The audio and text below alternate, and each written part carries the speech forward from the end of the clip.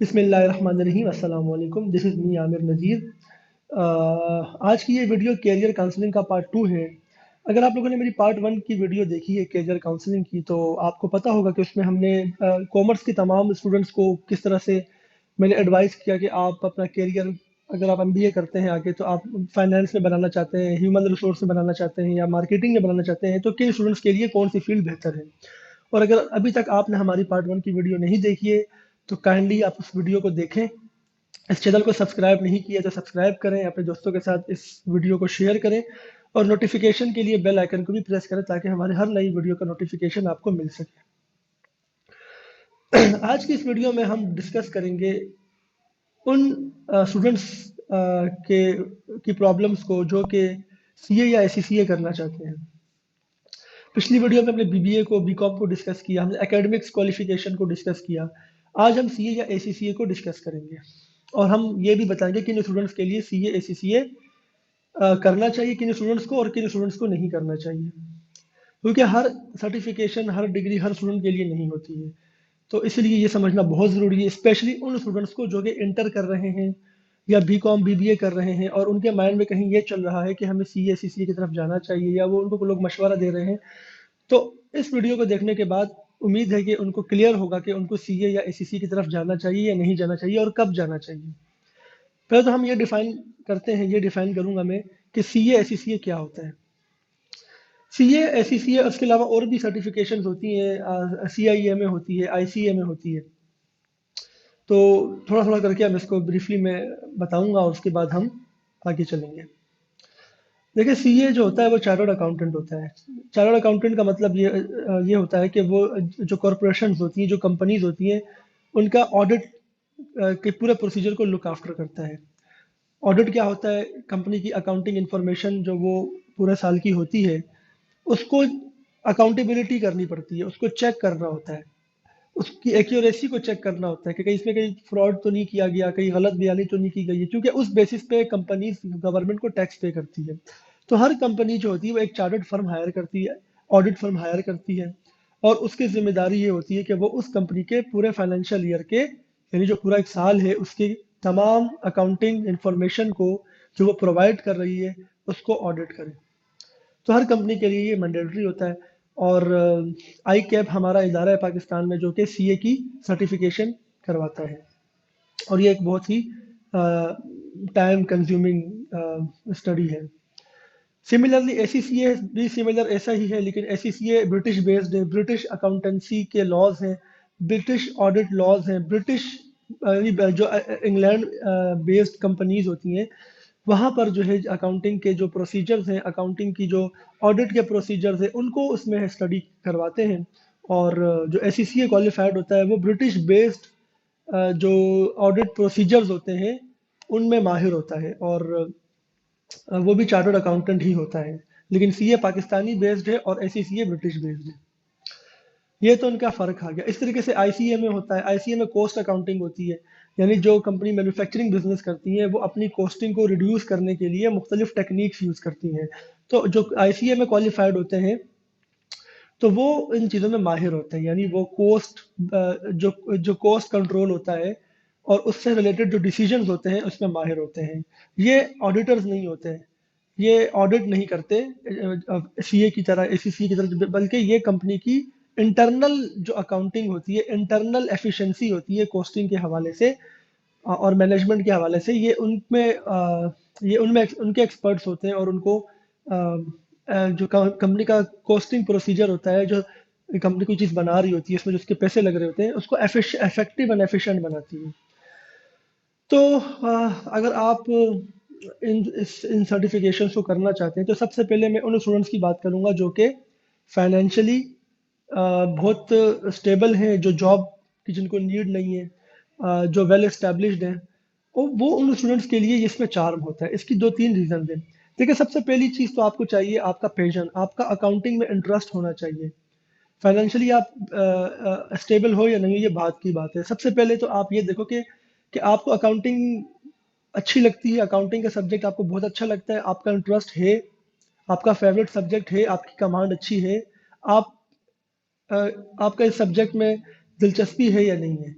तो अगर आपकी अकाउंटिंग में और अकाउंटिंग से रिलेटेड कोर्सेज में दिलचस्पी है, आप इंटरेस्टेड हो, तो आप सर्टिफिकेशन का सोच सकते हो, क्योंकि प्योर अकाउंटिंग होती है ये। तो जो अकाउंटिंग जिसको अच्छी नहीं लगती तो वो कैसे इसको करेगा विदाउट इंटरेस्ट। आप कोई भी सब्जेक्ट में माहिर, किसी उस सब्जेक्ट में माहिर हो ही नहीं सकते जिसमें आपका इंटरेस्ट ना हो। तो इंटरेस्ट ज़रूरी है।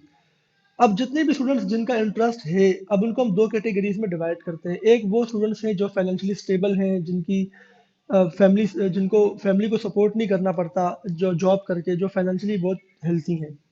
और दूसरी कैटेगरी उन स्टूडेंट्स की हम रख देते हैं जो कि फाइनेंशियली स्टेबल नहीं है, जिनको 8-10 घंटे की जॉब करनी होती है, अपनी फैमिली को सपोर्ट करना होता है, और एजुकेशनल एक्सपेंसेस अपने बेयर करने के लिए उनको खुद हाथ पांव चलाने पड़ते हैं। तो पहले हम उन स्टूडेंट्स की बात करते हैं जो फाइनेंशियली बहुत ज़्यादा स्टेबल हैं।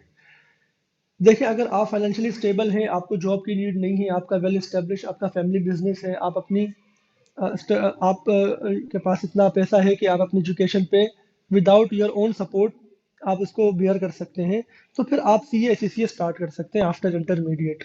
आपने क्या करना है, इंटर किया, इंटर करने के बाद आपने सी ए या एस सी ए के लिए इनरोल्ड किया खुद को। अब इनरोलमेंट कैसे करनी है वो आप उनकी वेबसाइट पे जाके, एस सी ए के लिए और सी ए के लिए उनकी वेबसाइट पे जाके आप उनकी ऑनलाइन पूरा प्रोसीजर आप देख सकते हैं। आपने एनरोलमेंट की और आपने किसी भी इंस्टीट्यूट में एडमिशन ले लिया। बहुत सारे इंस्टीट्यूट है जो सी ए पढ़ाते हैं, और आपने अपनी स्टडीज शुरू कर दी।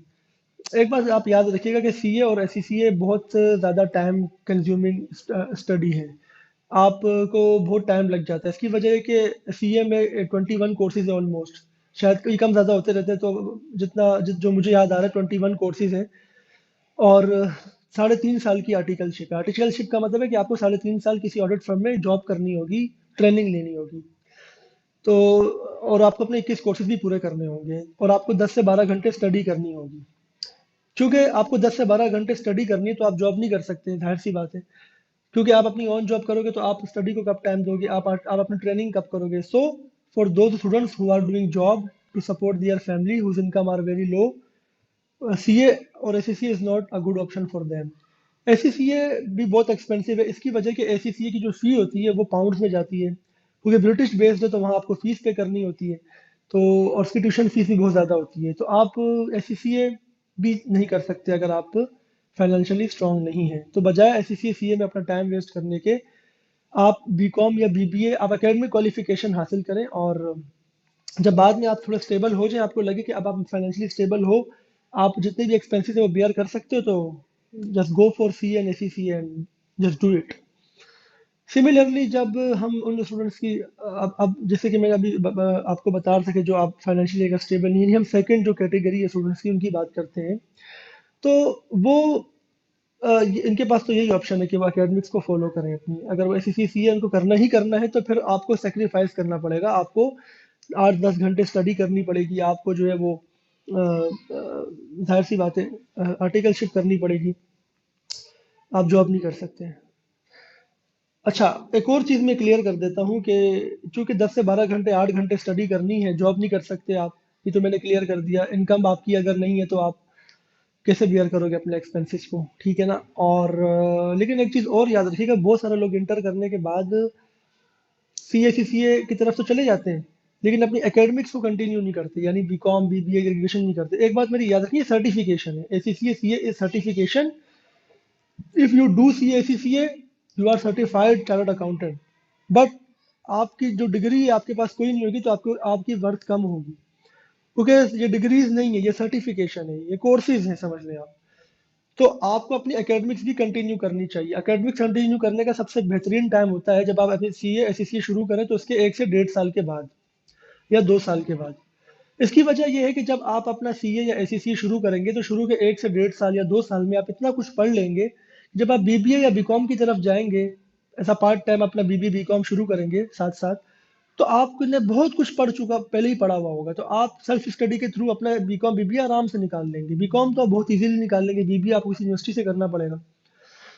तो आप बी कॉम बी बी ए करें, लेकिन इंटर के फौरन बाद अगर ए सी सी ए शुरू कर दिया है, तो आप बी कॉम बी बी ए ना करें, उसी वक्त स्टार्ट ना करें।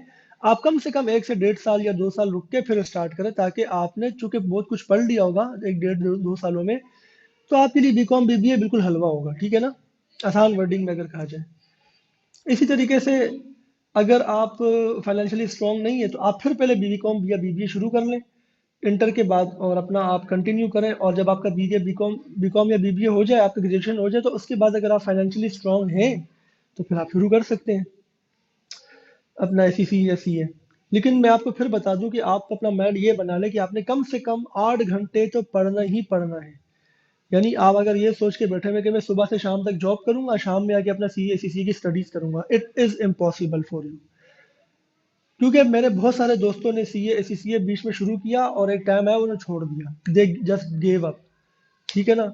सो अब जाहिर सी बात है, टाइम भी वेस्ट हुआ और पैसे भी ज़ाया हुए, और वो एक इन्वेस्टमेंट होती है बंदे की अपनी, फाइनेंशियल इन्वेस्टमेंट, इमोशनल इन्वेस्टमेंट होती है, मेंटली बंदा जो है वो अ, सारा का सारा जो उसका जो एनर्जी होती है वो लगा दी उसने, तो बाद में छोड़ दिया। तो ये स्टार्ट करके छोड़ने से बेहतर है कि फिर आप उसको उस टाइम पे शुरू करें कि आपको पता हो कि आप मुझे इसको कंप्लीट करना ही करना है, या फिर आप फिर छोड़ो ना, ठीक है। तो हर चीज़ की एक प्राइस होती है, वो प्राइस आपको पैसों की सूरत में पे करनी होती है, टाइम की सूरत में पे करनी होती है। तो अगर आप एस सी सी ए सी ए करना चाहते हैं तो 8 से 10 घंटे स्टडी करनी होगी, जॉब आप नहीं कर सकते, आपका अकाउंटिंग में इंटरेस्ट होना चाहिए, ठीक है। और साथ में अपनी एकेडमिक्स को भी कंटिन्यू करना है, B com B B A whatever you want do, just you have to do it, ठीक है। तो उम्मीद है आपको समझ में आया होगा, जो सीए या एसीसीए करना चाह रहे हैं उनको समझ में आया होगा कि हमें करना चाहिए नहीं करना चाहिए, हमारे लिए अच्छा टाइम कौन सा है। सबसे अच्छा टाइम मेरे हिसाब से इंटर के बाद ही होता है, क्योंकि आप यंग होते हैं, ठीक, आपकी एनर्जी ज़्यादा होती है, 18 साल के आप होते हैं, तकरीबन अराउंड 18 होते हैं आप जब आप इंटर करते हैं। तो मेरा ख्याल ये है कि अगर आप में गट्स हैं और आप फाइनेंशियली आपको बहुत अच्छी सपोर्ट है फाइनेंशियल अपने घर की तरफ से, तो आप अपना स्टार्ट करें, तो आप 5 से 6 सालों में आप इंशाल्लाह सी ए सी सी ए कर लेंगे, और उसी के साथ साथ आप अपना ग्रेजुएशन भी हो सकता है साथ में मास्टर भी कंप्लीट कर लें। तो जब आप 25 या 26 साल के होंगे तो आप बहुत आपकी जो क्वालिफिकेशन होगी वो अपनी पीक पर होगी, कि आपने ग्रेजुएशन भी की होगी, मास्टर्स भी किया होगा, आपका सी ए सी सी भी हो गया होगा, और आपको बहुत ही अच्छी ऑफर्स आएंगी जॉब के लिए। अगर आप अपना बिजनेस करना चाहते हैं, ऑन्टरप्रन्योर बनना चाहते हैं, जॉब नहीं करना चाहते, तो सी ए सी सी ए मत कीजिए, क्योंकि सी ए सी सी A is all about audit. आपको कॉरपोरेशन सेक्टर में जाके ऑडिट करना होता है, चार्टर्ड फर्म आपको चलानी होती है। हाँ, अगर आप अपनी चार्टर्ड अकाउंट आप ऑडिट फर्म खोलना चाह रहे हैं, ये बिजनेस करना चाह रहे हैं, तो फिर तो ठीक है। लेकिन अगर आप अपने अब्बा का बिजनेस संभालना है, या अपना कोई और बिजनेस करना है, कोई गुड्स एंड सर्विसेज का कोई बिजनेस करना है, कोई चीज़ बेचने का बिजनेस करना है, या कोई मैन्युफैक्चरिंग बिजनेस करना है, तो सर्टिफिकेशन में ना जाए, फिर आप सिंपल आप अपना एमबीए करें, मास्टर्स करें, एमबीए करके आपको बिजनेस की बहुत अच्छी आपकी अंडरस्टैंडिंग बन जाएगी कि बिजनेस को कैसे चलाना है, बिजनेस कैसे स्टार्टअप कैसे होती है, और बिजनेस किस तरीके से हम ग्रो होता है हमारा। So all these things you will learn through your masters and graduation and master. So उम्मीद है कि आपको समझ में आ गया होगा, और इसी के साथ ही हम अपनी इस वीडियो को ख़त्म करते हैं। उम्मीद है कि आपको मेरी वीडियो पसंद आई होगी।